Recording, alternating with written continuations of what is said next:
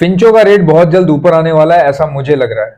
क्यों लग रहा है? मार्केट की सूरत हाल को देखते हुए मुझे नजर आ रहा है साफ, क्योंकि बड़े बड़े जो स्टॉकर हैं वो अब माल अपना लेकर आना शुरू हो गए हैं मार्केट के अंदर। तो ये बात बिल्कुल सच है कि अब वहां से नजर आ जाता है। देखें, ये पूरी दुनिया में यही हो रहा है, सिर्फ पाकिस्तान में नहीं, हर जगह यही हो रहा है। स्टॉकर ही मार्केट चलाते हैं, स्टॉक भी वही करते हैं, फिर स्टॉक को ढीला भी वही करते हैं, टाइट भी वही करते हैं, ब्रीड भी करवाते हैं, मार्केट को चलाते हैं। और अगर आपको किसी से कोई ऑब्जेक्शन है तो आप भी चाहें तो स्टॉकर बन सकते हैं। ठीक है, स्टॉकर बनने के लिए पैसा चाहिए होता है, जगह चाहिए होती है। परिंदों का स्टॉकर बनने के लिए, चाहे परिंदों का हो या कोई भी काम कर रहे हैं आप, किसी इलेक्ट्रॉनिक डिवाइसेस का काम कर रहे हैं, मिसाल के तौर पे कोई एक सैमसंग की डिवाइस लॉन्च होती है, कोई भी डिवाइस कह लीजिए, मोबाइल डिवाइस अगर लॉन्च होती है और आपको पता है कि यार ये इसके पीसेस जो हैं लिमिटेड हैं, तो वो आप पाकिस्तान में सबसे पहले इंपोर्ट करवा सकते हैं और भारी तादाद में। उससे होता यह है कि इतनी बड़ी तादाद में आपके पास स्टॉक आ जाएगा। और ये बात सच है कि डॉलर जो है वो नीचे कभी नहीं जाता, हर कंट्री में हमेशा ये ऊपर ही जाता है। तो मोबाइल जो है, मोबाइल की प्राइस जो है वो डॉलर के हिसाब से चलती है। आज पाकिस्तान में जो फोन आप आज ले रहे हैं, बजाय सस्ता होने के ये महंगा हो जाएगा, ये बात बिल्कुल कंफर्म्ड है। गाड़ियों में भी ऐसा ही है, जो गाड़ी आप आज खरीद रहे हैं ये बजाय सस्ती होने के ये महंगी हो जाएगी। वैसे तो खैर ये लम्हा फिक्री है, लेकिन ये डॉलर की कीमतों से चलती हैं ये चीजें जो बाहर से आ रही होती हैं। तो ये बेसिकली कारोबार का एक तरीका है स्टॉकिंग। अब मैं आपको बताता हूं कि मेरे पास देखें बहुत भारी तादाद में फिंचे थी, अभी भी हैं। हुआ क्या, मैंने उस टाइम पे परचेजिंग की जब ये 2500 रुपए की थी। मैं, अब जाहिर सी बात है 2500 रुपए की फिंच है तो ये कॉमन फिंच तो नहीं होगी ना। तो मेरे पास 2500 वाली पेंगुइन फिंचें हैं, ये मैंने उस वक्त ली जब रेट पीक पे था। मैंने उस वक्त खरीदी जब ये खरीदनी नहीं चाहिए, जब रेट पीक पर हो फिंच का उस वक्त खरीदारी नहीं करते। तो मैंने उस वक्त ली। मैंने क्यों ली? क्योंकि मेरा काम है वीडियो बनाने का, तो मुझे उनकी फुटेजेस कलेक्ट करनी थी, वीडियो बनानी थी, अपने चैनल पे अपलोड करना था, तो मेरी नीयत थी उसकी। तो मैंने ये फिंचों के 10 पेयर लेके डाल दिए। अब जैसे जैसे वक्त गुजरता गया मेरी फिंचें ब्रीड करती गई और मल्टीप्लाई होती चली गई, करते करते मेरे पास फिंचें भरना शुरू हो गई। और जब जब फिंचें मेरे पास ब्रीड करती जा रही थी उस वक्त मार्केट में रेट आहिस्ता आहिस्ता नीचे आ रहा था। और जब मेरे पास बहुत ज्यादा भर गई तो उस वक्त मार्केट का रेट बिल्कुल खत्म हो गया। फिंच की मार्केट उस वक्त टेम्पररली क्रैश कर गई। ये क्रैश करना जो है ना, ये कोई इतना बड़ा मसला नहीं है क्रैश कर गई हो। डेली बेसिस पे कोई ना कोई चीज क्रैश करती है, फिर वही चीज ऊपर हो जाती है।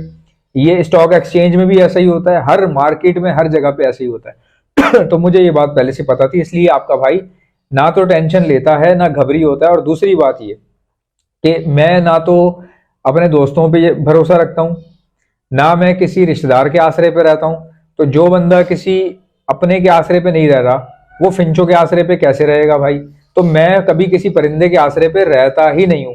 तो फिंचें जब बहुत महंगी हो गई तो मैंने जेब से महंगी तरीन कंगनी खिलाई और कहा बेटा खाओ, ठीक है, क्योंकि अल्लाह की मखलूक है, परिंदा है, महंगा हो रहा है सस्ता हो रहा है वो एक बात की बात है, आप उसको ले आए ये आपकी जिम्मेदारी है, इसीलिए काम देख के किया करें। अच्छा, मैंने दाना पानी खिलाया। क्यों खिलाया? क्योंकि मुझे पता था कि बस इनको ब्रीड करने दो, बेशक 6-7 महीने 8 महीने साल हम रख लें, उसके बाद रेट खुलेगा हम दे देंगे। फायदा कैसे होगा? फायदा ये होगा कि अभी इनकी ब्रीड लेते रहो, ब्रीड आती रहे, मल्टीप्लाई करती रहेंगी ना, तो टेंशन नहीं है, 100 के हिसाब से भी बेचोगे तो कुछ ना कुछ मिल जाएगा। तो ये मल्टीप्लाई होती चली गई और मैं खिलाता चला गया। अब अनकरीब ये वक्त आने वाला है, तकरीबन आप देखेंगे कि आई गेस जनवरी फरवरी मार्च अप्रैल में जो है वो फिंचें 2500, 3000, 3500, 4000, 6000 पर भी जाएंगी म्यूटेशन के हिसाब से। बात खत्म हो गई। कॉमन फिंचों का जो रेट होगा जाल का वो खुलना शुरू होगा 1600, 1200, 800, ये कॉमन फिंच का रेट खुलेगा। ये बात कर रहा हूं मई जून की, राइट?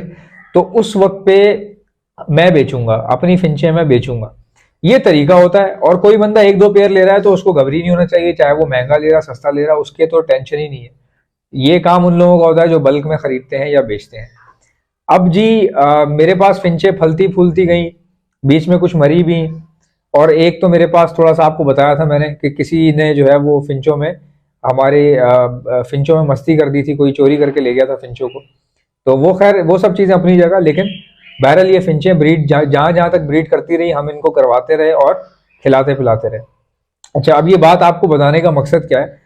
बताने का मकसद ये है कि फिंच की जो अपडेट है वो ये है कि फिंच को खिलाएं कैसे। एक फिंच का पेयर जो है एक दिन में तकरीबन समझ लें कि अराउंड 100 ग्राम तो खाता ही है फिंच का एक पेयर। एक दिन में 100 ग्राम तो कम से कम बता रहा हूं मैं आपको, और ज्यादा से ज्यादा 150 ग्राम भी खा सकता है एक पेयर, ठीक है। अब फिंच जो खाना खाती है इस पे एक दिन का खर्चा आता है करीब कोई समझ लीजिए महीने का लगा लेते हैं, महीने का खर्चा आता है एक पेयर के ऊपर 700 रुपये। 700 रुपये खर्चा आता है फिंच के पेयर पे, 700 से 800 रुपये। अब इस फिंच के खर्चे को कैसे पूरा करें, अगर किसी के पास अभी है, या मैं कैसे पूरा कर रहा हूं? देखिए मैं आपको बताता हूं। अगर आप सिर्फ कंगनी के ऊपर इनको पालेंगे ना तो they will be more expensive for you, आपके लिए थोड़ा सा एक्सपेंसेस थोड़े से बढ़ जाएंगे। पहली बात यह कि ये कॉलोनी में रखें आप, और बल्क क्वांटिटी में रखें। बल्क वाले को कभी प्रॉब्लम नहीं होगी बेटा, 50 की भी हो जाएगी ना तब भी दाना उसका मैं पूरा करवाऊंगा, मैं आपका भाई पूरा करवाएगा। देखो कैसे, आपने कंगनी रखनी जरूर है अपने पास, परिंदों को डालनी भी है, लेकिन भाई आप लूसन डालो, लूसन डालो, घास डालो। कई इलाके ऐसे हैं जहां पे लूसन सड़ रही है पड़ी हुई। कई सब्जी वाले, आप सब्जी की मार्केट में चले जाएं, जो भी आपके करीब में मंडी है सब्जी की, सब्जी मंडी चले जाएं, वहां पे कई सब्जियां, पालक जो होती है, जरा सी भी अगर उसमें पानी आ जाए तो वो सारा का सारा उठा के जो है वो उसको फेंका जा रहा होता है, फेंका जा रहा होता है। या फिर कई बार तो ऐसा होता है कि गधे गधे भी वो सब्जी नहीं खाते, लेकिन मैंने खुद देखा है कि फिंचे वो खाती हैं। अब बात यह है कि किसी को अगर मैं ये कहूं कि भाई ऐसी पालक जिसमें थोड़ी नमी आ जाए वो फिंचों को खिलाओगे तो वो फिंचे खराब हो जाएंगी, ऐसा बिल्कुल भी नहीं है। ये अल्लाह ताला की कुदरत है कि परिंदे, जानवर, कीड़े ये एक पूरी चेन के तहत बनाए गए हैं, ठीक है। कोई चीज मेरे लिए बेकार हो जाती है, मैं नहीं खा सकता, मेरे ऊपर सेहत पे उसका अच्छा असर नहीं पड़ेगा इंसान के ऊपर, तो इंसान क्या करता है, वो चीज फेंक देता है, कचरे में डाल देता है। वो कचरे से कचरा कुंडी तक पहुंचता है, वहां पे उसे कुत्ते खाना शुरू कर देते हैं, ठीक है। उसी चीज को जो इंसान के लिए, सेहत के लिए ठीक नहीं है, बट कुत्ता वो खा रहा है और उसको कुछ भी नहीं हो रहा। क्यों? क्योंकि अल्लाह की ये चेन है, ये पूरा अल्लाह का सिस्टम है। ये अल्लाह ने उसको इतनी ताकत दी है कि वो ये चीज हजम कर पाएगा, उसको डाइजेस्ट कर लेगा। अब क्या फिंच भी कुत्ता है? नहीं, ऐसी बात नहीं है। फिंच को आप कुत्ता नहीं समझ सकते, दोनों अलग अलग हैं। लेकिन फिंच में ये खासियत होती है कि जो सब्जियां हैं गली सड़ी भी अगर ये खा लें तो इनको हजम हो जाती है। तो क्या प्रूफ है इस बात का? ये बात कैसे कही जा सकती है कि फिंच जो है वो अगर सब्जी खा ले और वो सब्जी जो है वो हमारे लिए यूजफुल नहीं है, बट हम फिंच को डाल दें तो क्या वो सेहतमंद रह पाएगी? मैं आपको बताता हूँ। फिंच इतनी तेज है, उसका दिमाग, उसका सेंस इतना तेज है कि खाने की चीज अगर वो मुंह करीब लाए और चोंच लगा के छोड़ दे तो इसका मतलब ये होता है कि फिंच को पता है कि ये चीज उसको पसंद नहीं आ रही, उसको स्मेल इसमें से अच्छी नहीं आ रही। लेकिन अगर वो खाना शुरू कर दे तो वो चीज उसको हजम हो जाएगी। क्यों? क्योंकि इनकी जो फिजिकल एक्टिविटी है, आप देखें जरा फिंच को, जो कि आप देख ही नहीं पाएंगे, ये टिकती ही नहीं है एक जगह पे। फिंच जो है वो एक जगह पे टिक ही नहीं सकती। अगर आपकी फिंच एक जगह पे ज्यादा देर बैठती है तो ये खतरे की बात है। आपको सोचना चाहिए कि ऐसा क्यों हो रहा है, क्योंकि फिंच का ये काम ही नहीं है एक जगह पे टिक के बैठना, उसको फर फर करके उड़ना आता है, फुदकना आता है। यही खासियत है कि उसका डाइजेस्टिव सिस्टम बहुत स्ट्रांग है और उसको भूख बार बार लगती है। तो जंगल में ये भाई सूखा हुआ गोबर, खुश्क गोबर जो होता है ना, ये वो भी खा जाती हैं।